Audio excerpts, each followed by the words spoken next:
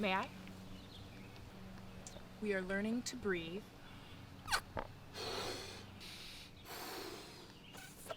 So that we can move. Y'all made it to moving day. That's a call for celebration.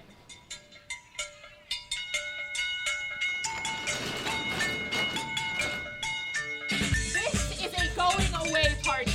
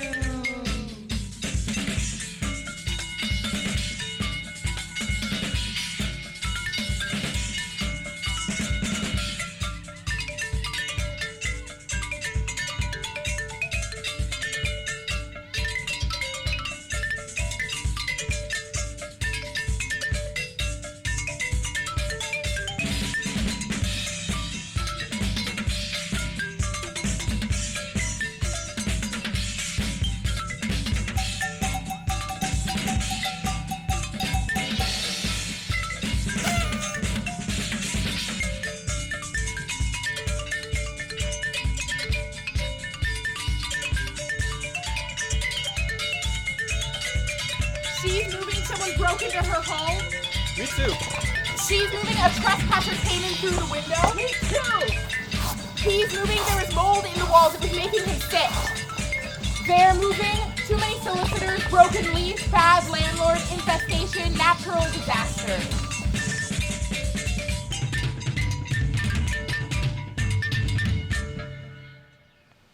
And her?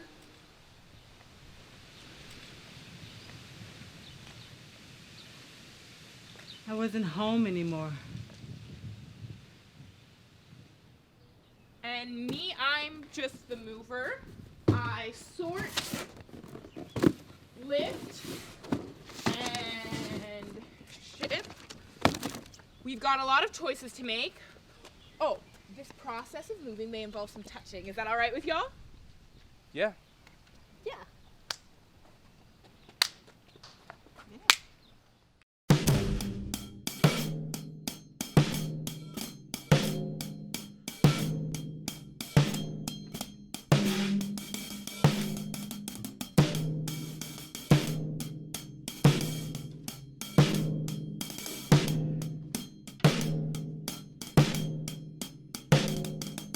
Out, Done. pack, move, out, Done. free, new.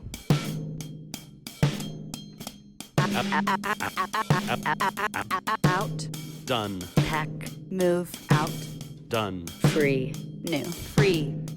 Free. Free. Done. Out. Done. Pack. Move. Out. Done. Free. New. Out. Done. Pack. Move. Out. Done. Free. New. Out. Done. Pack. Move. Out. Done. Free. New. Out. Done. Pack. Move. Out. Done. Free. New.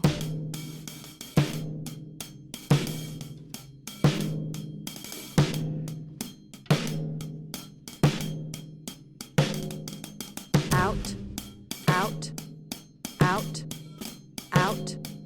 Done. Done. Pack. Move. Out. Done. Pack. Move. Move. Out. Done. Free. New. Done. Done. Done. Done. Move. Move. Move. Free. Free. Free. Free. Free. Free. New. Out. Done. Pack. Move. Out. Done. Free. New. Out. Done. Pack. Move. Out. Done. Free. New.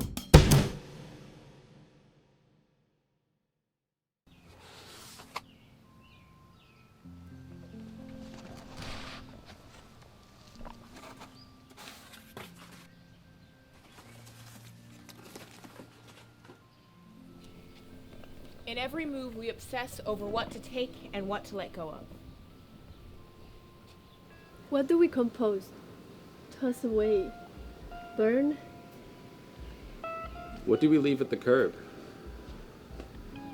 This is a going away party. We are leaving the old house behind. I didn't take out my trash for years. Rats, roaches, it was ugly. Until I was ready to let go of the stale air. Are you ready? Yeah. Yeah. Are you? I'll follow your lead. On 3, together, we breathe, release, exhale, and let go of what we don't need. Imagine something you are ready to be done with. Place it in your balloons now. Breathe and let go on 1, 2, 3.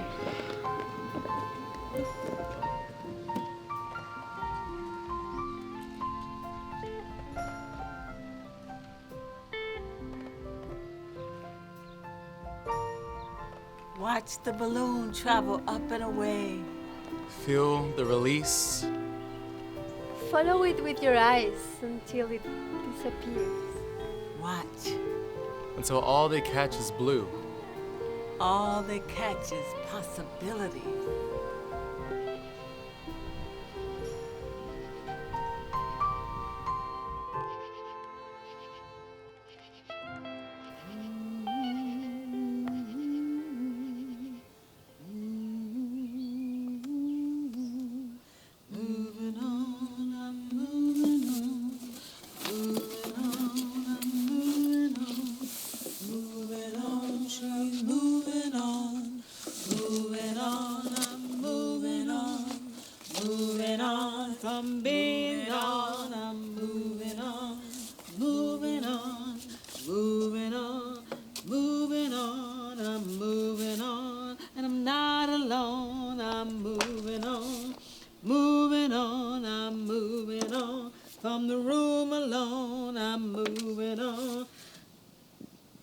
Changing the locks, sorting out stops. I'm moving on, moving on, moving on, moving on, moving on. I'm moving on, moving on. I'm moving on.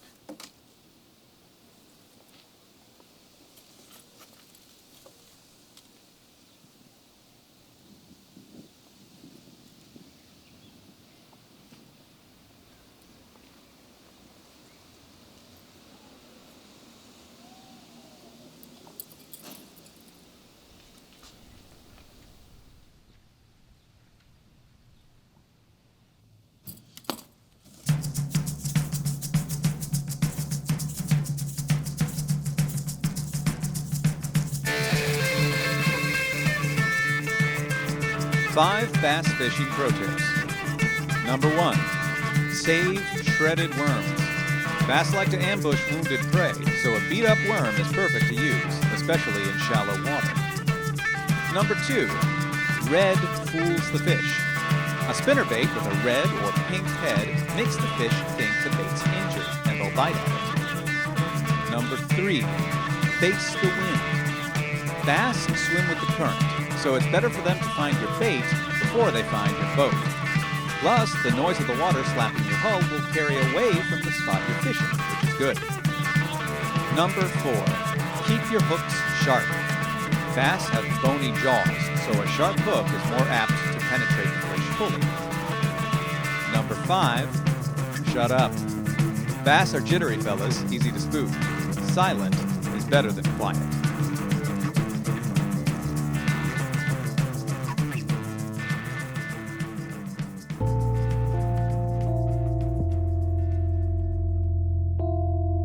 When I think about how my mom interacted with the other women in our family growing up, it was all community, all life, food, expression. We grew up close to my aunt, her sister, and it wasn't rare to see them cry across the coffee table together. Not because there was a lot of pain in their relationship or our house, but because it was a part of their interaction with each other, how they processed. Seemed like it even felt good sometimes. But when my dad and I cried once while bass fishing, which was a thing we did all the time, it was almost always a completely silent thing we did. It did not feel good. It was like, so his brother had passed about a month before that particular trip to the lake. Lung cancer, super quick, super sad. And I didn't know my uncle very well. He lived in Alaska and I grew up in South Carolina, so it wasn't easy to visit. That's a long way, you know?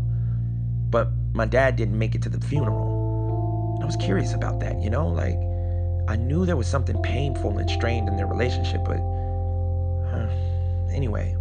So when we were getting situated in the boat, before we got out to the shallowest part of the water where the bass bite best, I asked him about it. And this totally interrupted our dutiful silence, and he was sort of shocked. Sort of stopped in his tracks, put the hook down for a minute that he was baiting, started to answer, you know, money's tight, Alaska's far. Just sort of stopped himself, choked up. Like there wasn't really anything he could say to excuse or explain why he didn't go. Yeah. And then he cried, and that was the first time I saw my dad express any real thing, any real anything, you know? So then I cried. It got me kind of choked up too. And then he saw me, and what I thought could be this kind of nice moment between us was just total humiliation for him. Just shame all over his face that I had seen him. And like, where does that come from? His embarrassment, his shame for feeling. What is that?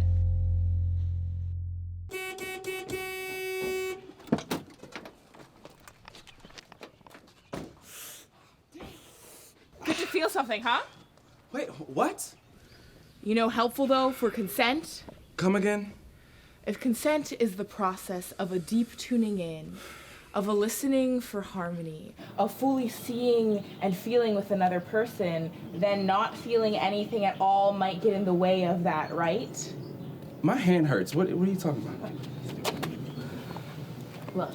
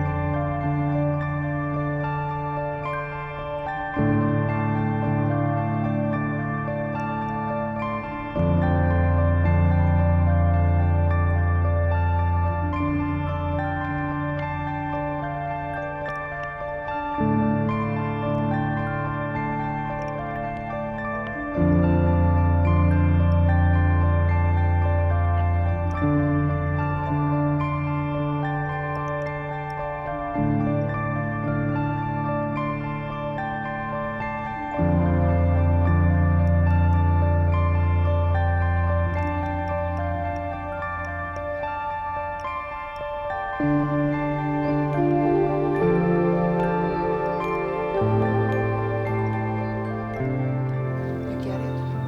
I supposed to be learning something here?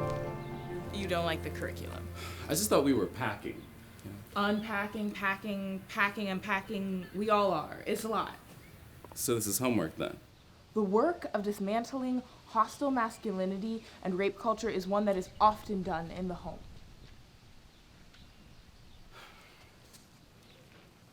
I get it. All right, I got it. So, Can we go now? are you sure you're done sorting? I only had that one box.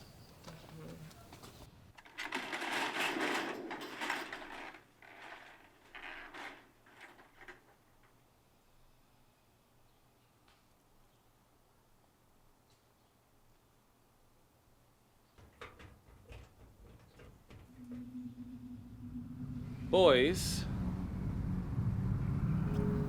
don't cry. Cry. Don't. Boys.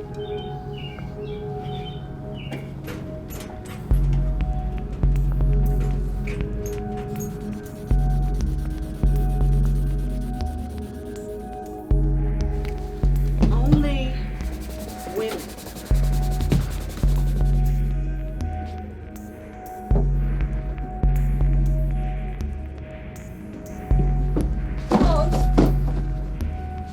Hi. Don't beat it. Bye. Tighten. He was my friend. He lived across the hall from me. She was my teacher. We knew each other for years.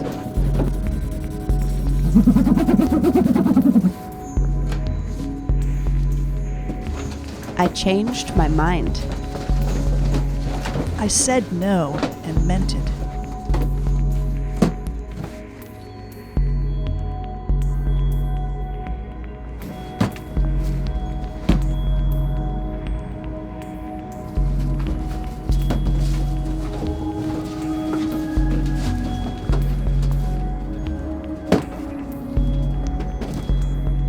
Yes means yes. Absolutely. I have been wanting it for hours. I have been wanting you for hours. Or precisely, perfectly, right there. I'm with you. All mean yes. You ready? I am. Are you? Totally. You good? I'm so good.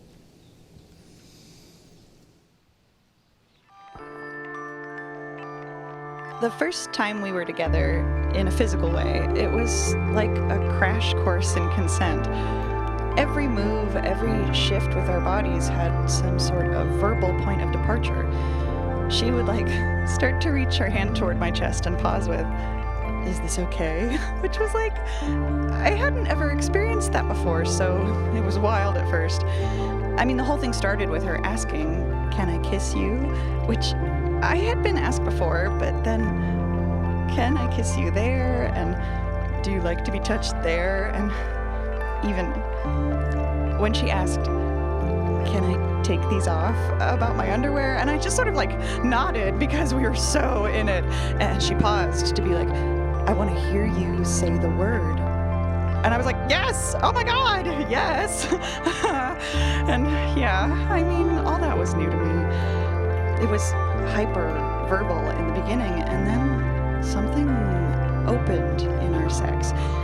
We started feeling for each other's yes, tuning way in, looking a lot at each other's eyes, feeling for resonance, which who learned to have sex with their eyes open?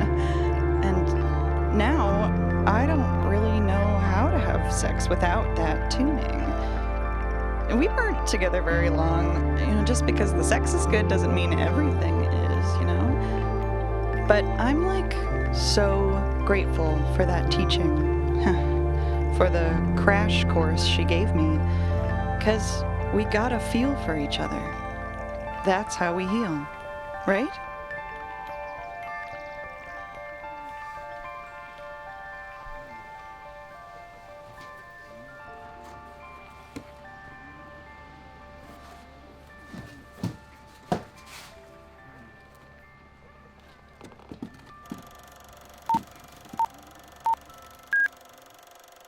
the first 24 to 72 hours of an injury, the cells congregate at the wound.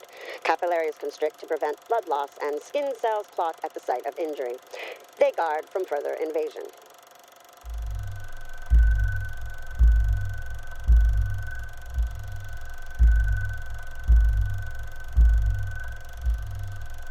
At the moment of injury, adrenaline rushes through the body as the memory is imprinted into the amygdala.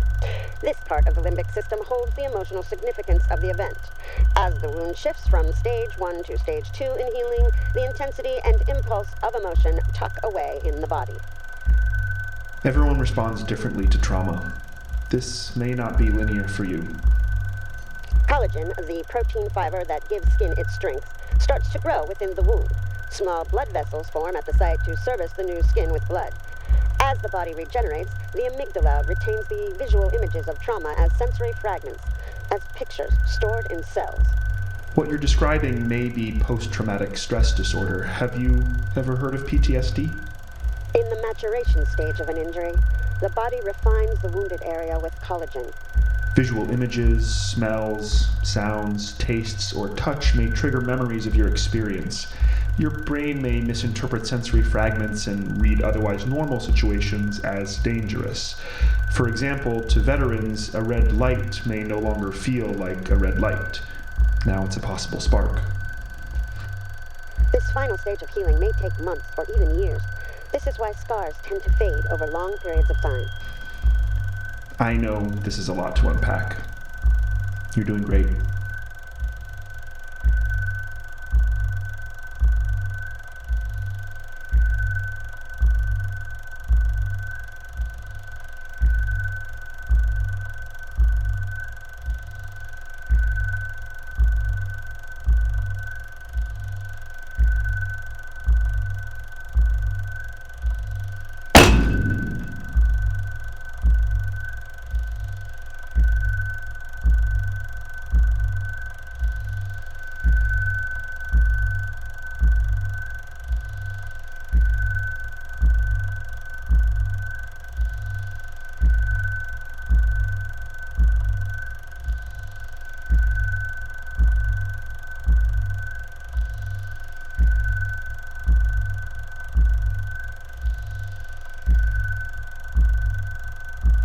Sensory fragment. Possible spark.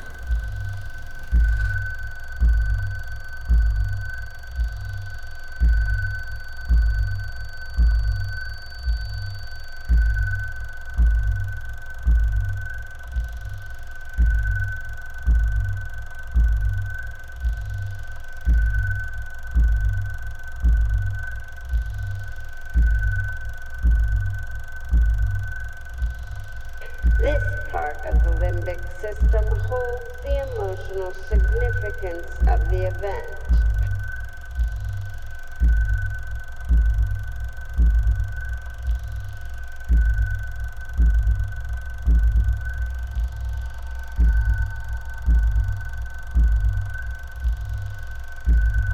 I know this is a lot to unpack.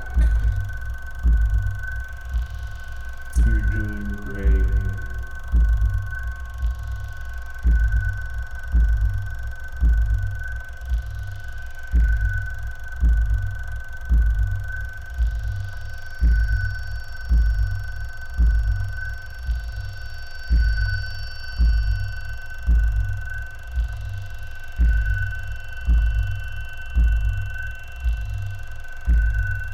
A wound that doesn't heal, heals slowly, or heals but recurs, is known as a chronic wound.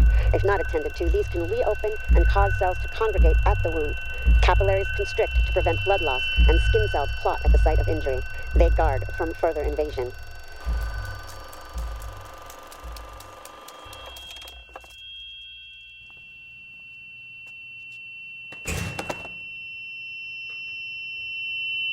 You haven't finished packing yet. I know. Have you? Finished packing? Mm-hmm. Nah. It's a process, right? You taking these? I don't know. It's not like they're scrapbook photos. Good for remembering, though. Remembering what? Where your scars used to be and what they used to mean. I don't know if I want to remember that. It's part of your genius now. Your brilliant, resilient magic, Sister Queen.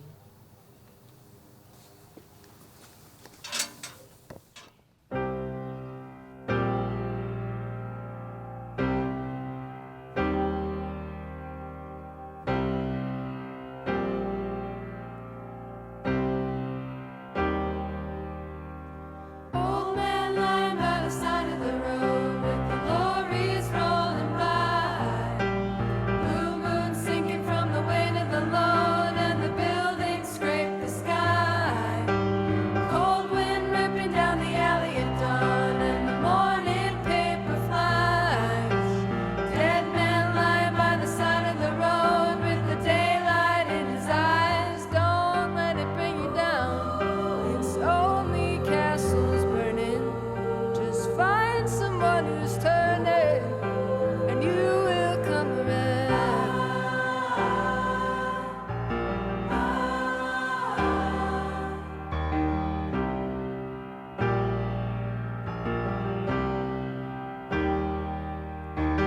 Blind man running through the light of the night with an answer in his hand.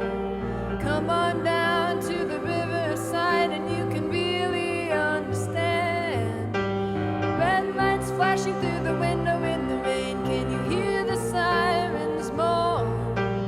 White cane line in the gutter in the lane. If you're walking home alone, don't let it bring you down. It's only castles burning. Just find someone who's turning, and you will come around. It means we stitch our scars together. It means I make sure you're safe. It means I ask if you want a glass of water while we talk. It means I listen. It means we go to the resource center together. It means if you happen to be in Burma and I happen to be in San Diego and I'm married to someone who is very jealous and you're married to someone who is very possessive, if you call me in the middle of the night, I have to come. It means you're not alone. It means this was not your fault. It means I believe you. I believe you too.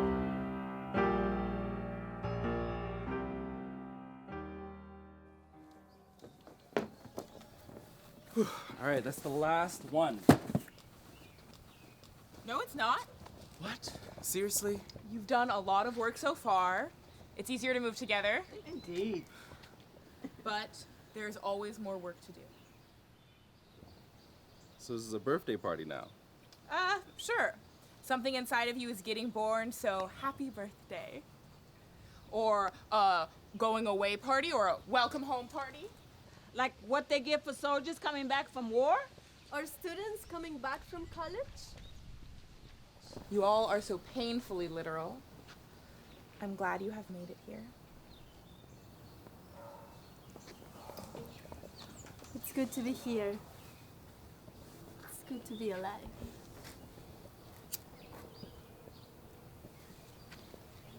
This is a celebration of being alive, of all we've moved from and all we'll move towards.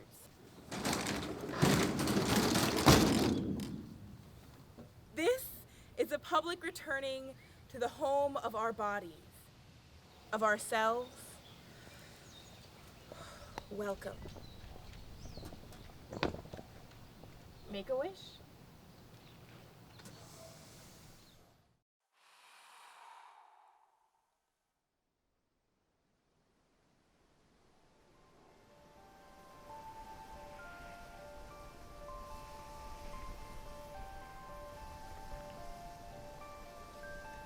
The first day of eagerness to rise, when my body finally felt the will to get out of bed. The cracking of my spine straightening after I've forgotten my body for a while. The satisfying feeling of realizing I have the ability to nurture someone back to health. When my mom held me in her arms as I cried myself to sleep without her knowing why, and woke up for the first time in months without nightmares.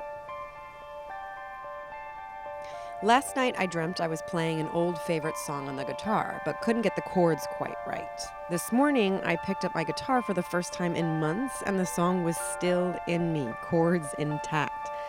The relief when my body remembers something I dreamt was lost.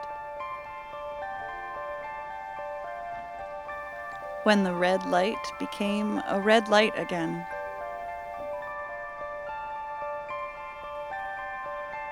That feeling when I see someone understand what I'm saying before finishing the thought.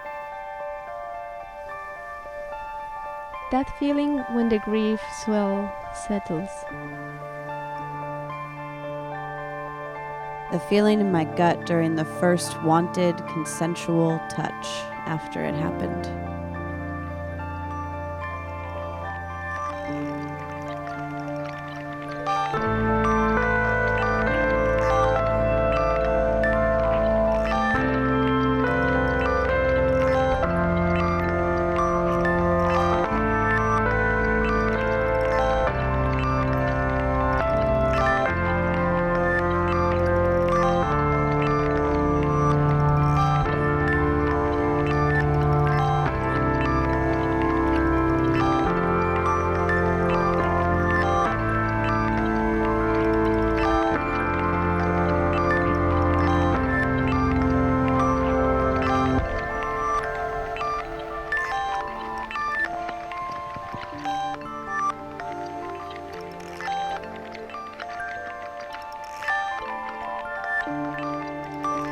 The calm reset of a nervous system after it returns to safety. Putting on a suit that fits. Putting on a skirt that fits. Humble feeling myself when I look in the mirror. Pulling him in close for a long hug. Making love with my eyes open. When we spurn gravity dancing the dabka in the club.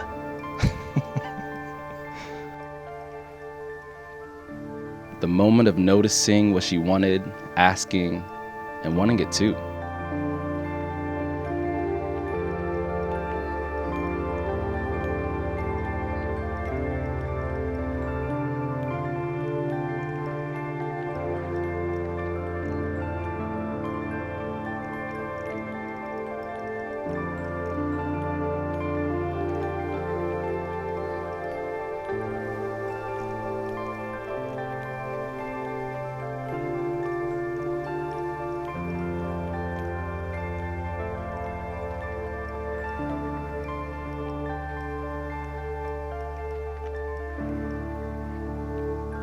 When I realized I had a reason to stay alive.